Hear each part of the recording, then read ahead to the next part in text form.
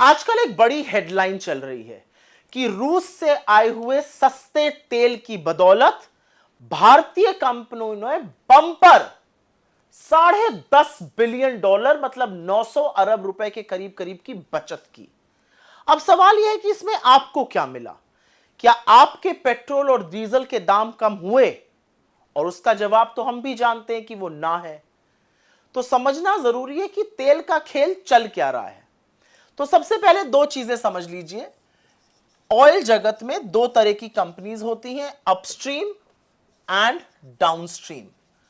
Upstream companies होती हैं जैसे कि ओएनजीसी, ऑयल इंडिया, रिलायंस भी अपस्ट्रीम कंपनी है।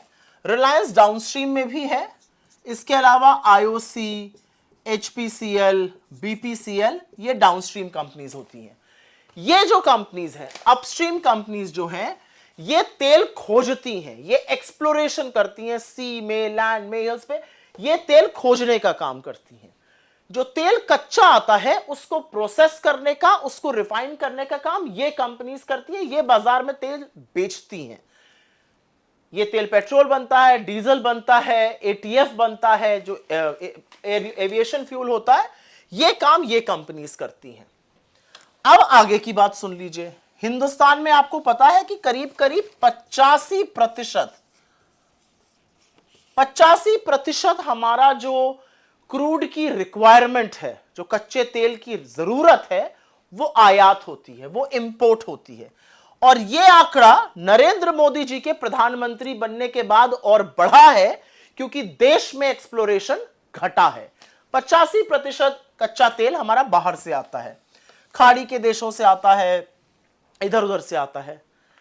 फिर रशिया और यूक्रेन की वॉर होती है, युद्ध छिड़ा, और युद्ध छिड़ने में पश्चिम के देशों ने रूस का तेल लेने से मना कर दिया। एक बात और भी है कि रूस ने अपने तेल पर भारी डिस्काउंट दिया, तो इंडिया ने रूस से तेल खरीदना शुरू कर दिया। रूस सस्ता तेल इंडिया को बेच रहा था, और इतना तेल आ रहा है रूस से कि रूस जो कभी बड़ा मामूली सा खिलाड़ी होता था, आज मतलब हमारे ट्रेडिंग में आज हमारे ट्रेडिंग पार्टनर्स की टोली में शामिल हो गया। हमारे और उनके बीच सबसे बड़ी कमोडिटी ऑयल की ट्रेड हो रही है। और तो और वित्तीय वर्ष 2023 में और वित्तीय वर्ष 2024, यह आंकड़ा याद रखिएगा, रूस से आया हुआ तेल वित्तीय वर्ष 2023 में 21.5% था सारे आए हुए तेल का, और यह संख्या 2024 में बढ़कर 36% हो गई। जहां तक मेरी याददाश्त है, मुझे लगता है 223 मिलियन टन तेल हमने आयात किया था वित्तीय वर्ष 2024 में, उसमें से 36% अकेले और अकेले रूस से आया था। एक बात और भी है कि रूस जो है तेल जो हमें दे रहा है, वो बाकी जगहों से आ रहा है, वो 10 से 12% उसका दाम कम है। रूस हमें कम दाम पर तेल बेच रहा है। रूस की देखा देखी और भी देशों ने हमें डिस्काउंट दिया। ईरान ने दिया, सऊदी अरेबिया ने दिया, जहां से हमारे जो ट्रेडिशनल हमारे सप्लायर्स रहे हैं कच्चे तेल के, उन्होंने भी डिस्काउंट दिया। अब आप ये सोचेंगे कि 10 से 12% अगर दाम कम आ रहा है तो इसका फायदा किसको पहुंच रहा है? क्योंकि आपको तो नहीं पहुंच रहा है, आप तो अभी भी पेट्रोल और डीजल के वही दाम दे रहे हैं। तो फायदा पहुंच रहा है 5 कंपनियों को, IOC, HPCL, BPCL, Reliance industries और नियारा एनर्जी। इन लोगों को फायदा पहुंच रहा है। इन्होंने रूस के सस्ते तेल से, केवल अभी मैं खाड़ी के देशों के डिस्काउंट वाले तेल की बात नहीं कर रही हूं, सिर्फ रूस के सस्ते तेल से इन 5 कंपनियों ने $10.5 बिलियन,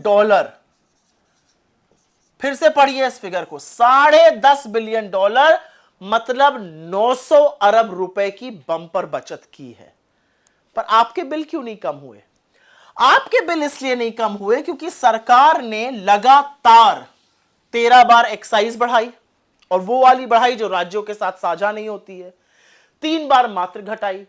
डीरेगुलेशन तो ये कहता है विश्व मार्केट में कच्चा तेल महंगा है तो आप ज्यादा देंगे, सस्ता है तो आप कम देंगे। लेकिन जब सस्ता होता है तो आपको राहत नहीं मिलती है। आपकी जेब पर लगातार डाका क्यों डाला जा रहा है?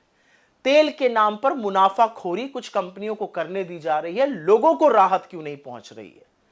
सरकार क्यों मिडिल क्लास को, पेट्रोल डीजल यूज करने वालों को दुधारू गाय समझकर उनका शोषण करती है? यह मुनाफाखोरी नहीं तो और क्या है? यह आपकी जेब पर डाका नहीं तो और क्या है? रूस से सस्ते तेल में लोगों ने बचत की $10.5 बिलियन, 900 अरब रुपए की। आपने 9 नए पैसे की बचत की है? सोचिएगा जरूर।